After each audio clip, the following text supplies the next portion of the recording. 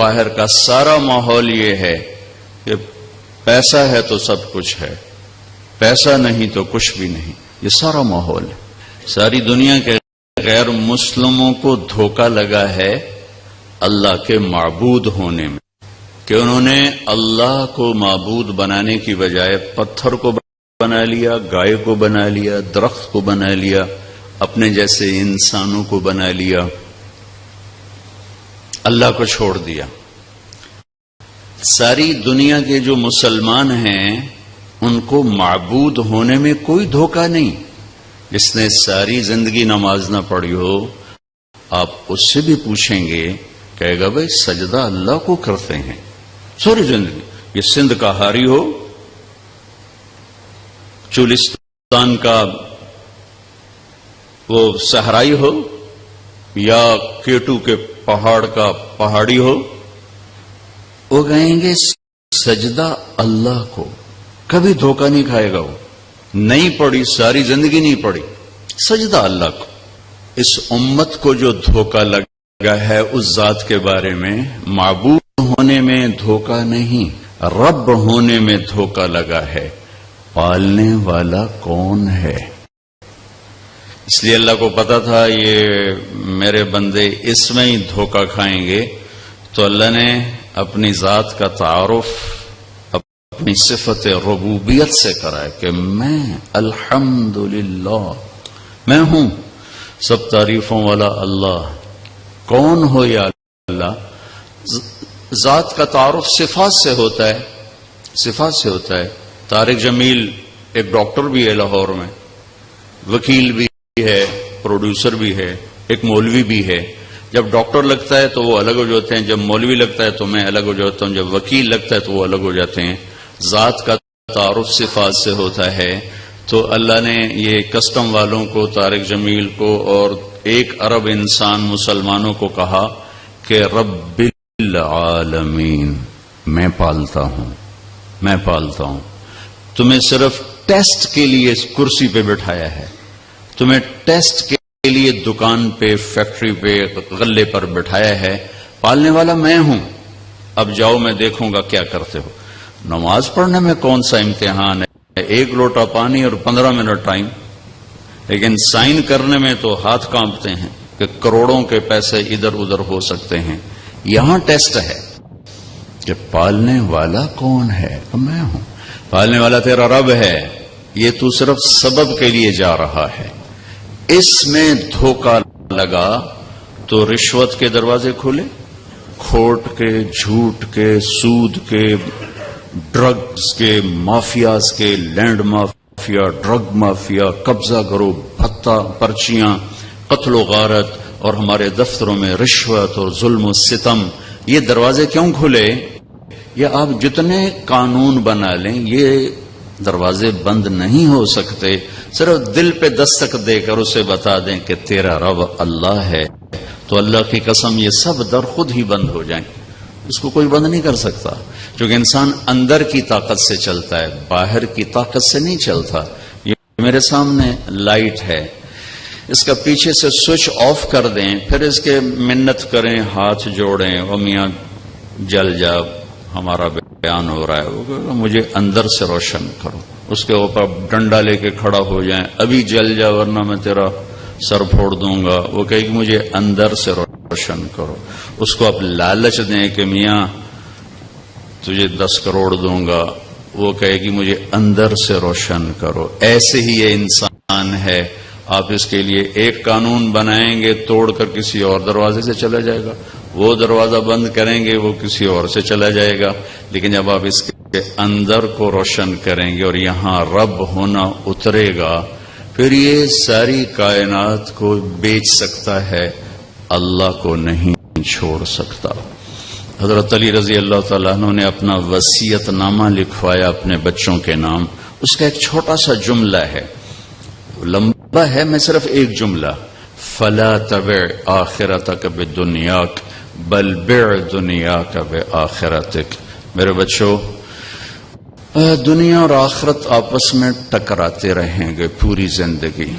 جب ان میں آپس میں ٹکراؤ آ جائے، دنیا بچاؤ تو آخرت جاتی ہے، آخرت بچاؤ تو دنیا جاتی ہے، تو آخرت بچا لینا اور دنیا کو چھوڑ دینا۔ یہ قدم کون اٹھائے گا؟ جو یہاں سے بولے گا ربنا اللہ، میرا پالنے والا اللہ ہے۔ ایک مثال دیتا ہوں، شکاری کتا ناپاک ہوتا ہے، لیکن آپ دیکھیں کتے کا شکار حلال ہوتا ہے، کتے کا پکڑا ہوا شکار حلال ہے۔ عدی بن حاتم کتوں کے شکاری تھے رضی اللہ تعالیٰ عنہ، ان سے شکار کے مسائل ملے ہیں۔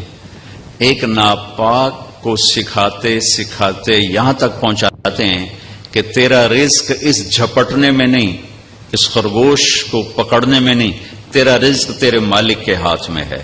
یہ ٹریننگ اس کو 6 مہینے 1 سال کرواتے رہتے ہیں۔ ہمارے بچپن میں ہمارے بزرگوں کے شکاری کتے، ہم چھوٹے چھوٹے ساتھ جاتے تھے شکار کھیلنے کے لیے، تو وہ خرگوشوں کا نکلنا، کتوں کا جھپٹنا، پھر ان کو پکڑنا، وہ سارا آنکھوں میں رچا ہوا ہے۔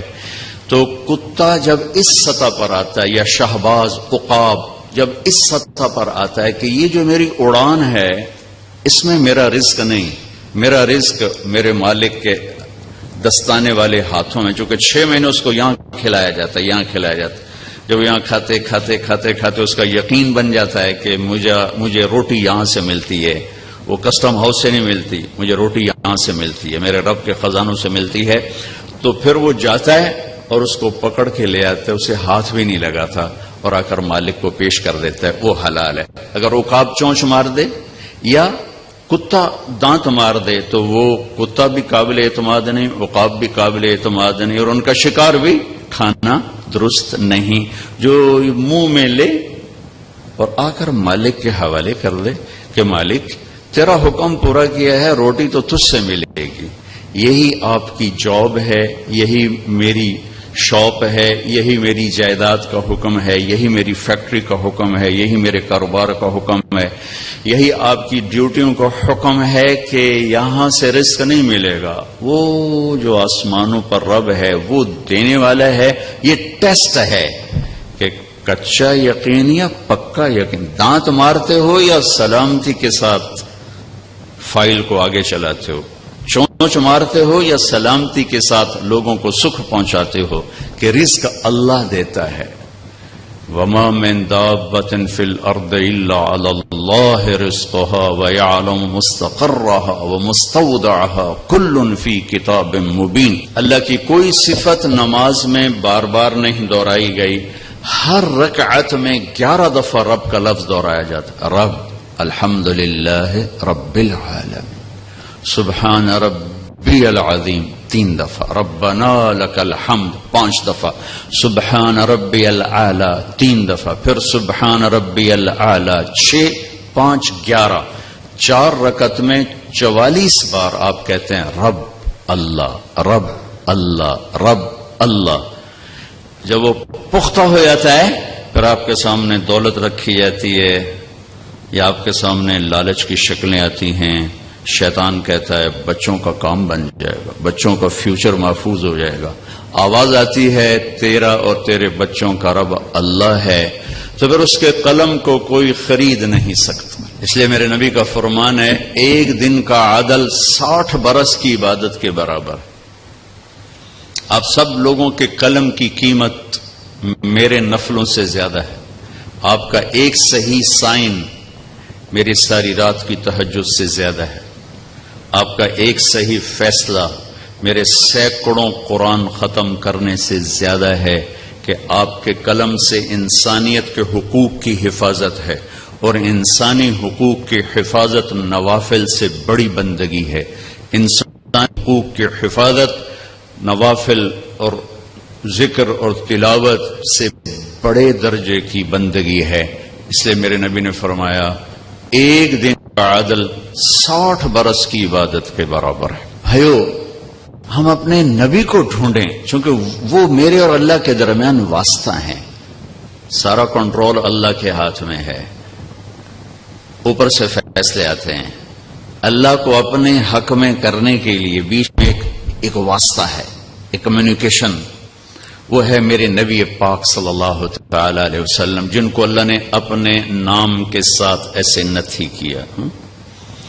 جب آپ معراج پہ گئے تو آپ نے اللہ سے پوچھا یا اللہ ابراہیم آپ کے خلیل تھے، موسیٰ آپ کے کلیم تھے، داؤد کے لیے لوہا نرم، سلیمان کے لیے ہوا تابع، عیسیٰ کے لیے مردہ زندہ کیے گئے علیہ السلام، تو فماذا جعلت لی، میرے لیے کیا ہے؟ تو اللہ نے کہا اولیس قد آتیتک افضل من ذلک کلہ، میرے محبوب میں نے آپ کو وہ دیا ہے جو آج تک کسی کو نہیں دیا۔ اللہ وہ کیا دیا ہے؟ کہ وہ یہ ہے کہ اللہ ذکرت الا ذکرت معی، قیامت تک آپ کا اور میرا نام اکٹھا رہے گا، جدا نہیں ہو سکتا۔ غلام احمد صاحب ابھی یہ ہے آپ کے بڑے افسر، جب یہ ٹرانسفر ہوں گے تو کوئی اور آئے گا تو ان کی نیم پلیٹ لگ جائے گی، پھر جب وہ جائیں گے تو کوئی اور آ جائے گا، ان کا نام لگ جائے گا۔ آدم علیہ السلام سے لا الہ الا اللہ کے ساتھ نام جڑنا شروع ہوئے، آدم جڑے، باقی سارے نبی جڑے، آخر میں آ کے جڑا محمد الرسول اللہ، لا الہ الا اللہ محمد الرسول اللہ۔ تو اللہ نے فرمایا کہ اب قیامت تک یہ جدا نہیں ہو سکتا، یہ ایسے ہی ایک بریکٹ میں رہے گا۔ میں ایک بات کہا کرتا ہوں، آپ سب بہت تعلیم یافتہ لوگ بیٹھے ہیں، اللہ کہا کریں، خدا نہ کہا کریں۔ خدا اللہ کا ترجمہ نہیں ہے، خدا فارسی کا لفظ ہے، جیسے گاڈ انگریزی کا لفظ ہے، بھگوان سنسکرت کا لفظ ہے، ایسے خدا فارسی کا لفظ ہے، اور لفظ اللہ صرف اللہ سے ادا ہوتا ہے، خدا سے ادا نہیں ہوتا، بھگوان سے ادا نہیں ہوتا، ایشور سے ادا نہیں ہوتا، یزداں سے ادا نہیں ہوتا، دیوتا سے وہ ادا نہیں ہوتا، اوتار سے وہ لفظ ادا وہ اس کی ترجمانی نہیں، اس کی ترجمانی اس لفظ کے ساتھ ہے جو خود اس نے اپنے لیے تجویز کیا، اور وہ ہے اللہ۔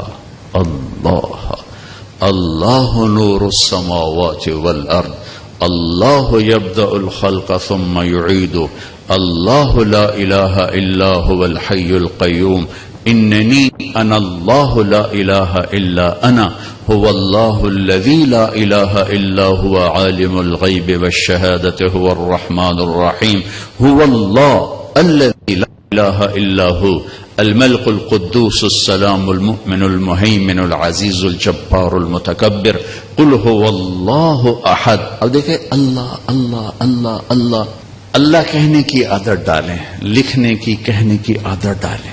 اللہ 4 حرف بغیر نقطہ، محمد 4 حرف بغیر نقطے، احمد 4 حرف بغیر نقطہ، یہ کتنے ہو گئے؟ 12۔ جب کلمہ بنایا تو لا الہ الا اللہ محمد الرسول اللہ، اس میں کیا بیلنس کیا؟ پہلے 2 بیلنس بتائے، نقطہ کوئی نہیں، 4 4 کی برابری ہے۔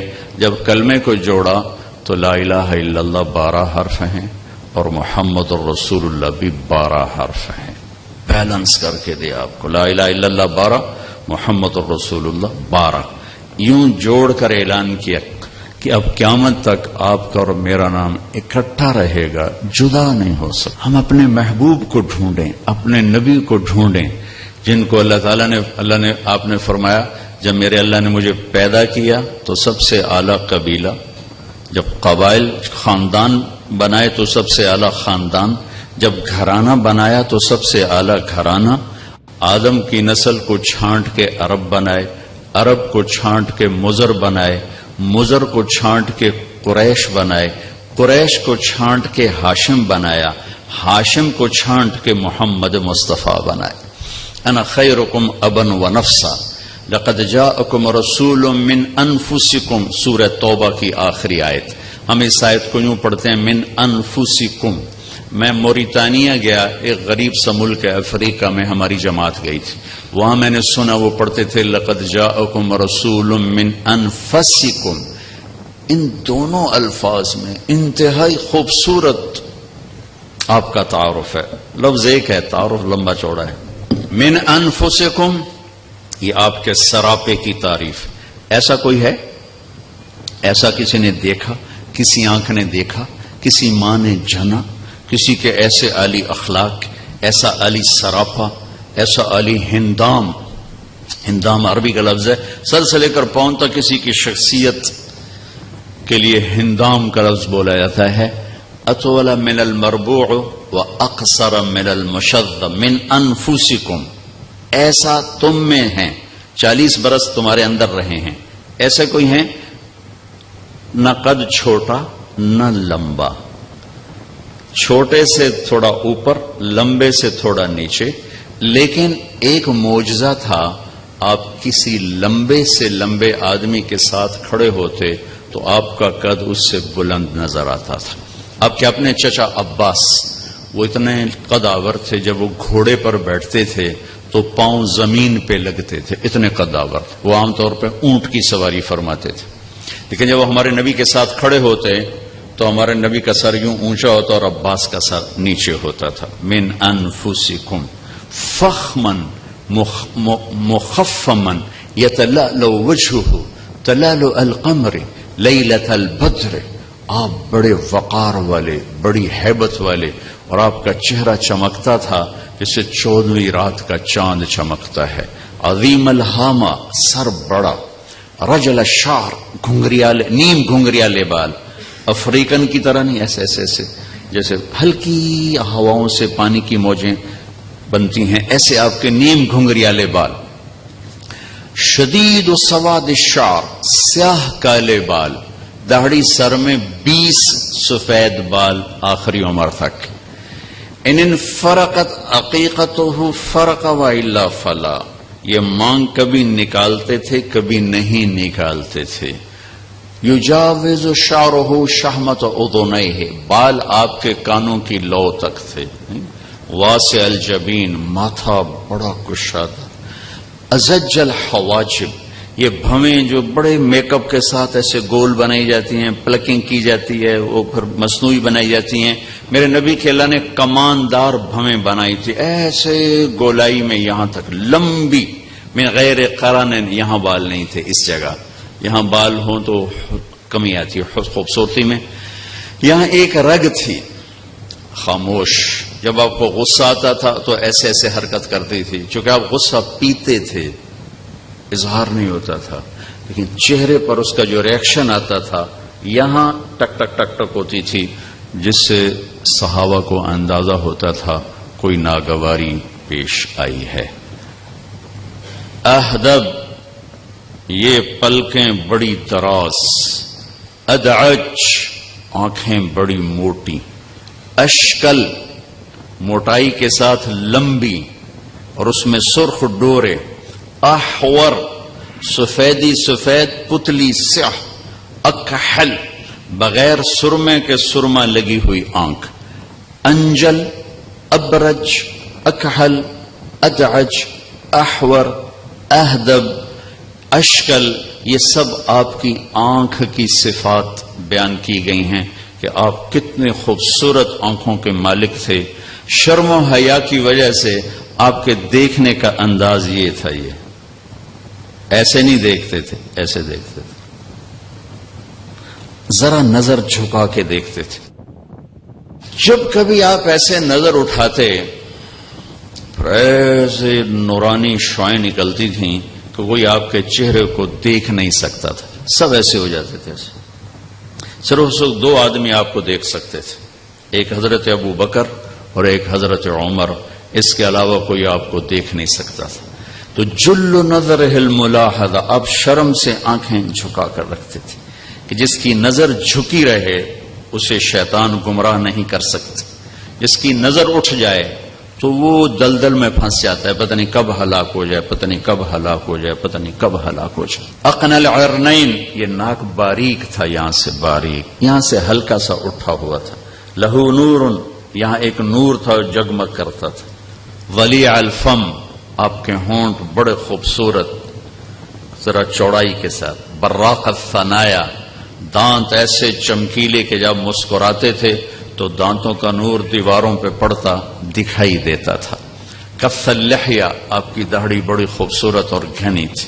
سہل الخدین، یہ گال برابر تھے، نہ پچکے ہوئے نہ ابھرے ہوئے، برابر گال تھے آپ، برابر. اور فی صوتہ سحل، آواز میں ایک کشش تھی، ایک روب تھا. فی عینیہ دعج، آنکھوں میں چمک تھی، حسن تھا. فی لحیتہ کثافہ، داڑھی بڑی گھنی خوبصورت تھی. فی عنقہ سطع، گردن آپ کی سراہی دار تھی. اور اذا تکلم علیہ البہا، جب آپ بولتے تھے تو ایک نور چھا جاتا تھا. وَإِن سَكَتَ عَلَىٰ الْوَقَارِ، جب آپ خاموش ہوتے تھے تو آپ پر ایک وقار چھا جاتا تھا. سواء البطن والصدر، آپ کا سینہ اور پیٹ برابر تھا، پیٹ باہر نہیں نکلا ہوا تھا. ہماری طرح اب ہمارے معاشرے میں کھانے پینے کا کوئی احساس کوئی نہیں ہے.